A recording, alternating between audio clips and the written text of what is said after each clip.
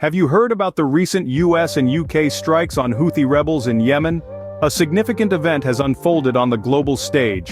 The Houthi rebels, known for their relentless attacks on commercial shipping vessels, have now found themselves at the receiving end of a powerful response. The US and UK in a joint effort have launched retaliatory strikes.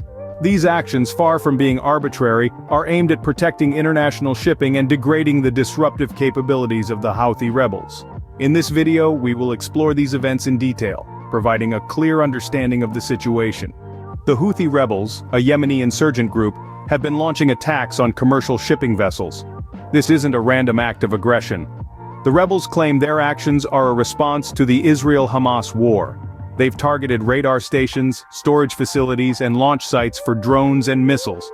But here's the thing, these attacks aren't just causing a stir in the Middle East. They're sending shockwaves through the global trade routes.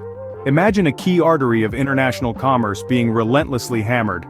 The vessels under attack aren't just carrying goods, they're carrying the lifeblood of economies around the world.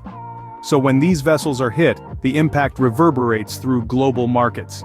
It's like an economic domino effect. But it's not just about commerce. Western officials see these attacks as a direct threat to global security. They see a group willing to destabilize one of the world's most volatile regions, and that's a risk they're not willing to take.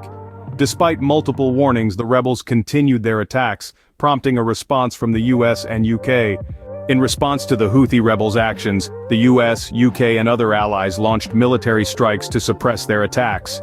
This was no minor operation. The strikes, a coordinated effort from air and sea, involved jets, ships and even submarines. The targets? They were carefully chosen to hit the rebels where it hurts most: their radar stations, storage facilities and launch sites for drones and missiles. Why these targets, you might ask? Well, they are the very backbone of the Houthis' offensive capabilities. By crippling these facilities, the Allies aim to protect international shipping routes that have been under constant threat. But that's not all. The strikes also serve a dual purpose: to degrade the Houthis' ability to launch further attacks, an essential step in bringing an end to this conflict. These retaliatory strikes are a clear message to the Houthi rebels. There will be a price to pay for their relentless attacks. But it's not just about retaliation. It's about preserving global security, protecting crucial trade routes, and, ultimately, seeking a resolution to this conflict. However, the journey to resolution is far from over. Experts suggest that a single night of strikes won't be enough to deter the rebels. The challenge is immense and the stakes are high. As the world watches on, a delicate balance of power is being tested in the turbulent waters of the Red Sea. The aftermath of the strikes is still unfolding, and there are concerns about the potential for a larger conflict. As the dust settles on the retaliatory strikes against the Houthi rebels, it's becoming increasingly clear that this may be just the beginning. The strikes were aimed at suppressing the rebels' attacks on commercial shipping vessels, a critical artery for global commerce. However, military experts warn that a single night of strikes might not be enough to deter future attacks. This presents a complex problem. On one hand, ensuring the safety of international trade routes is paramount.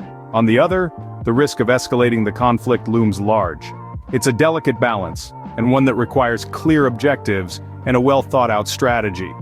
Some experts suggest that a combination of ongoing strikes and negotiations could be the key to addressing the issue.